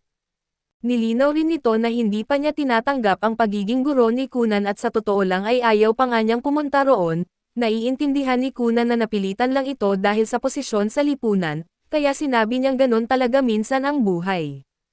Binanggit ni Finroll na sinabi raw sa kanya ni Lundy Mud na may isang batang interesante kaya siya naparoon. Tinanong ni Kunan kung si Master Queso Azul ba ang nagpadala sa kanya kaso lalong nainis si Finroll sa mga palayaw. Dahil sa tensyon ay namagitan si Dario at nakilala siya ni Kunan at pinasalamatan sa pagtulong noong isang araw. Nagtaka si Mira at tinanong kung magkakilala ba sila at sinabi ni Kunan na hindi man sila magkaibigan, 3 beses na silang napunta sa kakaibang sitwasyon. Pagkatapos ay bigla niyang tinanong si Mira kung gwapo ba si Finroll at palihim itong sinagot ni Mira na oo. Nagulat si Kunan dahil hindi naman siya nakakakita kaya't hindi niya alam kung ano ang itsura ng pagiging gwapo. Dahil dito ay nainis si Se at tinanong kung tinatawanan ba siya at agad namang sinabi ni Kunan na hindi, kaya lalo lang nitong inisip na kakaiba talaga ang bata at nagpatuloy ang kanilang pagkilala sa isa't isa. Pinasalamatan ni Kunan si Mira sa pagdala kay Finroll pero inamin niyang gusto rin sana niyang makita ang kanyang nobya. Ganoon din ang sagot ni Mira ngunit pinigil ni Finroll ang kanilang paglambing para mapag-usapan na ang mahika. Dahil sa ngiting ipinakita nito ay napansin ni Dario na parang nais nitong pagtawanan si Kunan, habang si Iko naman ay tuluyang nawala sa sarili sa kanyang titig at tinanong ni Se kung alam ni Kunan kung ano ang superposition. Ipinaliwanag ni Kunan na ang mga mahika ay nilalabas gamit ang mga bilog na iginuguhit sa mana, at ang superposition ay ang pagdodouble ng mga bilog na ito at pagkatapos ay tinanong siya kung ilang superposition ang kaya niyang gamitin. Humble na sinagot ni Kunan na kaya niya ang 31, ito ay labis na ikinamangha nito ngunit sinabi niyang kaya niyang umabot sa 50 layer at namangha si Kunan at agad siyang nagtanong kung paano niya nagawa iyon. Nais din ni Se na malaman kung paano niya nalampasan ang limitasyon ng 20 layer. Ipinaliwanag ni Kunan na pinatong-patong niya ang mga emblem at natuklasan niya iyon ng mag-isa, kahit na dumaan siya sa maraming trial at error. Mas lalo itong ikinamangha ni Se at naalala niya kung paano siya hinarap noon nina Victor at Raisha dahil siya raw ang magiging guro ni Kunan, kahit na una ay ayaw niya pa itong makita at ipinaliwanag niya na pumunta lang siya dahil sinabi ng guro na interesante ang bata. Binanggit naman nina Victor at Raisha kung gaano katalentado si Kunan, pati na rin ang mga kakaibang paraan niya sa paggamit ng mahika at ngayong personal na niya itong nakilala at naintindihan ni Se kung bakit nagkaroon ng malaking gulo tungkol kay Kunan, tinawag niya itong isang tunay na prodigy. Pagkatapos nito ay hiniling niyang ipakita ni Kunan ang kaya niyang gawin, ngunit nais muna ni Kunan na malaman kung paano maabot ang 50 layer at sinabi ni Se na masasayang lang ang oras kung tuturuan niya ng isang bagay na hindi pa nito kayang gawin, kaya't kung gusto niyang matuto ay kailangan muna niyang patunayan ang sarili at saka magmakaawa para maturuan. Nang marinig ito ay iginiit ni Mira na hinding-hindi gagawin ni Kunan ang ganoon, kaso laking gulat niya nang makita si Kunan na agad na nagmakaawa at pinupuri pa si Se. Binanggit niyang gusto niyang makita ang kabaitan at pagiging mapagbigay at pati ang pagiging seryoso nito, hanggat matuturuan siya kung paano gumamit ng 50 layer ay handa siyang gawin ang kahit ano. Dahil dito ay bahagyang nainis si Se at nilinaw na huwag siyang tawaging maestro dahil hindi pa niya tinatanggap ang posisyon, gayunpaman ay ipapakita niya kung gaano talaga siya kahanga-hanga at sinabi niyang mayroon siyang 3-star na Earth Emblem. Pagkatapos nito ay gumawa siya ng napakalaking pader ng lupa at inutusan si Kunan na sirain iyon, pinapagawa rin niya ito ng kama ng tubig para mapanood niya ngunit paghipo pa lang niya rito ay namangha siya sa sobrang lambot, hanggang sa nakatulog pa siya. Habang sinusuri ni Kunan ang pader at napansin niyang malambot ito sa loob, ngunit pinatigas ng mana ang panlabas na bahagi at naalala niya ang mga itinuro sa kanya ni Jane tungkol sa mahika, ang mga emblem ay ginagamit para bumuo ng mga magic circle at ang mga ito ang pundasyon ng bawat spell. Ang superposition ay ang paulit-ulit na paghahati at muling pagbuo ng mga circle. Ang dami ng layer ang nagsasabi ng antas at pagiging orihinal ng isang mahika at napagtanto niyang ang pader na ito ay isang obra maestra na may 40 layer. Namangha si Mira sa konsentrasyon ni Kunan at maya-maya, iminungkahi ni Kunan na magkwentuhan muna sila at nagtanong si Mira kung magandang ideya ba iyon, subalit pinapakalma siya ni Kunan at sinabing hihintayin lang nilang magising si Se. Kahit ganoon ay nag-aalala pa rin si Mira. Sinabi ni Kunan na wala siyang dapat ipag-alala dahil kaya niyang sirain ang pader anumang oras at pagdating ng hapon, nagising si Se at nahulog mula sa kama ng tubig. Tinanong niya kung gaano siya katagal nakatulog at ipinaliwanag ni Dario na 2 oras. Tumayo siya at tinanong si Kunan kung bakit napakakalmado niya at kung sumuko na ba siya at sinagot ni Kunan na hindi, naghihintay lang siya na magising ito. Pagkatapos nito ay ginamit ni Kunan ang kanyang mahika at biglang nabalot ng tubig at bula ang pader, ipinaliwanag niya na dahil gawa ito sa lupa at nagiging marupok ito kapag sumipsip ng sobrang tubig, tulad ng matigas na tinapay na nababad.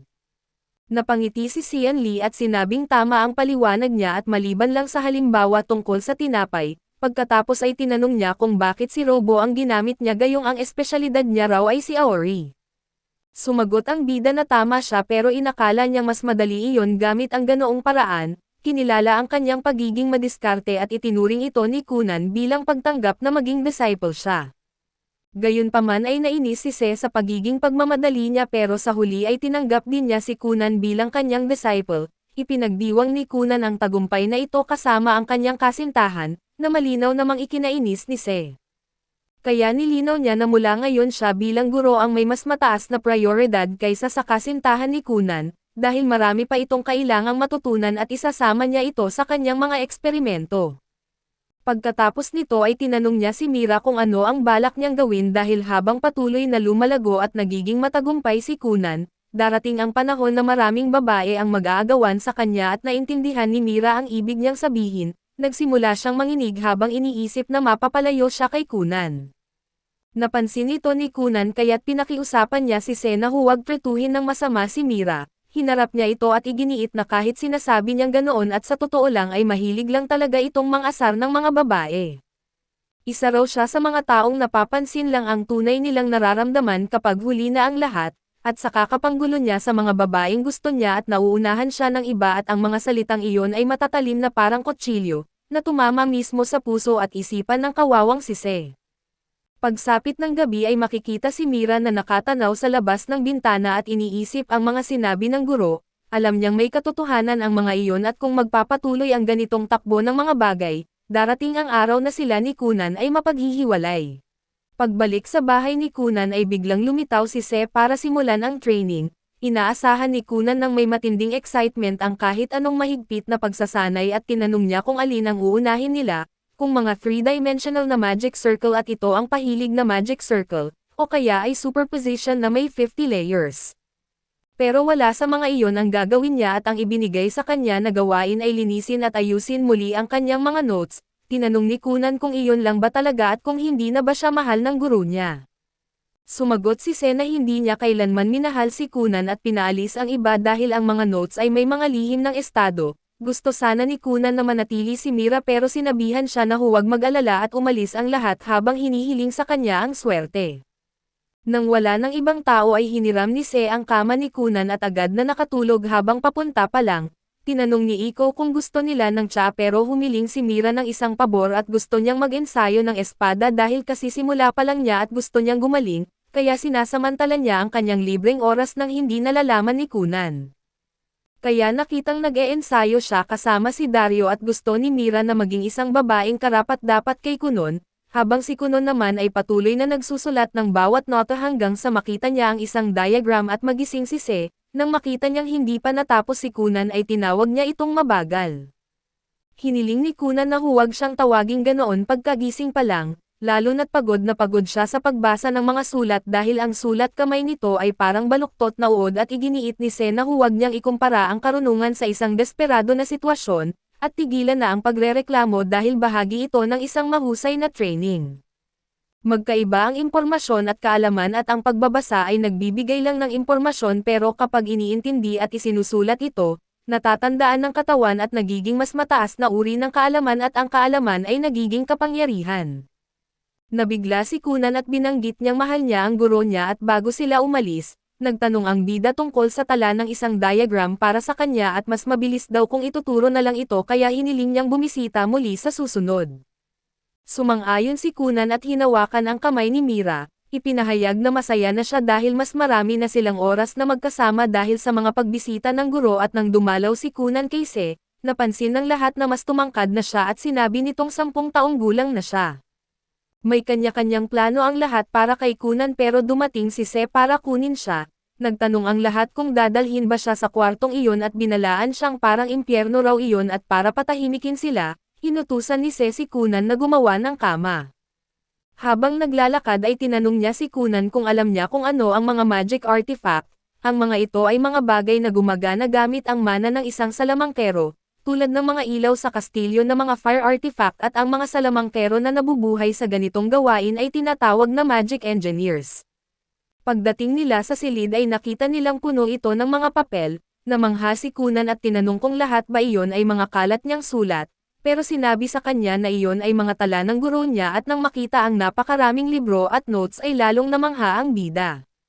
Lumapit siya at nakakita ng mga tala ng mga salamangka na hindi pa niya nasusubukan, may nakita rin siyang isang grimoire na hindi niya kilala at labis niyang hinangaan at hiniling niya sa guro niya na payagan siyang tumira roon, pero sinabi ni Se na hindi na kailangan dahil balang araw ay mapapasa kanya rin ang lahat ng iyon.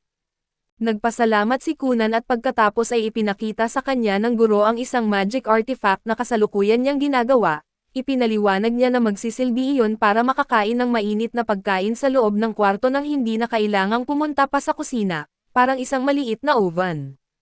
Pero nahihirapan siya dahil hindi niya kayang gumawa ng mga pyesa na pino at malambot at dahil dito, tinanong ni Kunan kung pwede bang gawin iyon gamit ang water magic niya at pinuri siya ni Se sa talino niya at nangakong balang araw ay tutulungan niya ito sa trabaho niya. Sa sandaling iyon ay dumating ang dakilang guro at pinapaalala sa salamangkero ang pangakong ginawa nila, dahil wala ng pagpipilian ay inutusan ni Se si Kunan na gawin iyon at sa susunod na sandali, makikita si Rondi na mahimbing na natutulog sa waterbed habang nag-uusap sina Se at Kunan tungkol sa artifact. Pagkaraan ay sabay-sabay silang kumain ng tanghalian kasama ang iba sa dining hall. Binanggit ni Rondi kung gaano kakomportable ang kama ni Kunan at si Victor naman ay nagsabi sa bida na kung gusto niyang magpapalit ng guro kahit kailan, huwag siyang mag-atubiling sabihin ito. Dito ay inamin ni Kunan na kahit pangit ang pagtrato ni Se sa kanya na parang alipin sa trabaho, mabuti pa rin itong guro kaya naniniwala siyang tama ang naging desisyon niya at nang marinig ito, tumingin ang iba ng may inis sa itim ang buhok. Pinahinto niya ang bida at sinabing sapat na iyon at inakala ni Kunan na napapahiya siya, pero binanggit lang ni Se na ginagawa niya iyon para sa sariling kaligtasan ni Kunan. Pagkatapos nito ay tinanong ni Kunan kung nasaan si Mira. Sumagot si Risha na nasa seremonya ito ng pagpasok sa mataas na paaralan ng mga maharlika. Naunawaan ito ni Kunan at pagkatapos ay tinanong siya ni Rondi kung ano naman ang gagawin niya. Sumagot si Kunan na plano lang niyang kumuha ng graduation exam. Nilinaw ni Rondi na hindi iyon ang tinutukoy niya kundi ang Magic Academy, ang lugar kung saan nagtatapos ang lahat ng opisyal na salamangkero at may pumagitna at pinapaalala na kailangan ng 12 taong gulang para makapasok doon, kaya may oras pa siyang mag-isip pero napaisip pa rin si Kunan. Lumipas ang 2 taon at makikita sina Se at Kunan sa isang magic training at tinawag ni Kunan si Ori. Samantala ay gumamit si Se ng Earth Magic at lumikha ng mga tulos na inihagis niya patungo sa bida. Hinarang ito ni Kunan at gumanti gamit ang isang alon ng tubig at itinigil ni Se ang laban. Pinuri si Kunan at sinabing nagtagumpay siya at pagkatapos nito ay kumain sila, tapos na ang magic artifact na kahawig ng oven at ginagamit na nila ito. Binanggit kung gaano kasarap ang kinalalabasan ng pagkain kapag niluto roon. Hiniling ni Kunan ang bahagi niya bilang kabayaran sa ginawa niyang trabaho, pero sinabi ni Se na hindi na kailangan dahil karanasan ang kapalit nito. Sinabi naman ng bida na mapapanatili pa rin niya ang estilo ng pamumuhay nito dahil siya ang mas nakakakilala sa sariling talento niya. Nagpasalamat si Kunan at muling umasta ng sobrang romantiko na medyo ikinailang ni Se. Pagkatapos nito ay pumunta sila sa opisina kasama si Mira at ipinakita ni Kunan ang lahat ng ginagawa nila ng guro niya at binanggit na gumagawa sila ng 5 bagong tesis tungkol sa mahika, kasalukuyan ding nagde-develop ng isa pang magic artifact. Iginiit sa kanya na siya na lang ang bahala sa huli at kinuwestiyon ito ni Kunan, pero binago ni Se ang usapan at pinapaalala na malapit na siyang mag-12 taong gulang kaya't kailangan na niyang maghanda para pumasok sa Magic Academy. Tumutol si Kunan at sinabing hindi niya iyon kailangan kung kasama naman niya ang guro niya. Pinapaalala ni Se na naisulat na niya ng maayos ang lahat ng notes at natapos na ang mga plano at tinanong ni Kunan kung itinataboy na ba siya dahil tapos na ang lahat. Sumagot si Se na isa siyang Earth Mage at hindi niya kayang ituro ang Water Magic. Iginiit ni Kunan na siya pa rin ang gusto niyang guro pero binanggit ni Se na sa Magic Academy ay may mga napakahuhusay na Water Mage. Idinagdag na mas malawak ang mundo kaysa sa Yulia. Ikinwento na may mga salamangkero na may 3 bituin at posible pang ang may 4 na bituin, kahit ganoon ay ayaw pa ring umalis ni Kunan pero hinawakan ni Mira ang kamay niya at nakiusap na umalis siya para maging isang dakilang salamangkero habang siya naman ay magiging isang babaeng karapat-dapat sa kanya, at nangakong hihintayin siya. Sa sandaling iyon ay may naramdaman si Kunan sa kamay ni Mira at hinawakan niya ito at sinasabing ayos lang. Pumayag siyang pumasok sa Magic Academy pero nang tanungin niya kung nasaan ito ay lumalabas na napakalayo pala. Ipinadala si Kunan sa akademya sa utos ni Se bago umalis at tinanong niya kung ano ang dapat niyang dalhin, pero iginiit sa kanya na nasa kanya na ang pinakamahalagang bagay ang kanyang mga mata dahil sa mga natutunan niya o sa ugali niya, kundi dahil sa kung ano pa ang kaya niyang maging. Dahil dito ay naalala ni Kunan at ito ang pinakamalaking hangarin niya ang muling makakita. Natutunan na niyang mabuhay nang wala ang paningin at inisip pa nga niyang ayos lang iyon at kinamuhian niya ang sarili niya dahil doon, sa biyahe ay hindi mapigilan ni Mira ang pag-iyak. Natatakot siyang masyadong umunlad si Kunan at may iwan siya at umamin siya ng isang madilim na damdamin, na may bahagi sa kanya na nagnanais na sana ay hindi na muling makakita si Kunan para manatili ito sa tabi niya at binanggit ni Dario na ang puso ay may liwanag at dilim, pero hindi dapat hayaan na lalamunan siya ng alinman sa dalawa. Nag-usap sina Se at Dario tungkol sa kinabukasan ni Kunan, natutunan na niya ang advanced na mahika at mga teknik na iilan lang ang nakakagawa, pero ang lumikha ng mga mata gamit ang mahika ay wala pang nakagawa noon. Gayunman ay nagtitiwala si Dario sa kanya bilang pinakamahusay niyang estudyante. Kinabukasan ay sinimulan na itong subukan ni Kunan at sinubukan niya ang iba't ibang mahika na may bagong mga anyo, mga refleksyon at mga bula pero walang gumana. Nadismaya siya pero hindi sumuko at gumugol siya ng oras kasama ang pamilya niya. Sinuportahan nila siya at doon niya muling nakuha ang lakas ng loob at makalipas ang ilang araw ay sinubukan niya ulit. Gumamit siya ng water magic at gumagalaw na mga pattern at isang simpleng anyo, at sa pagkakataong ito ay gumana at binuksan ni Kunan ang kanyang mga mata at sa unang pagkakataon ay nakita niya ang mundo, at umiyak siya sa sobrang tuwa at tumayo siya at tiningnan ang paligid at paglingon niya ay bigla siyang napaharap sa isang napakalaking alimango.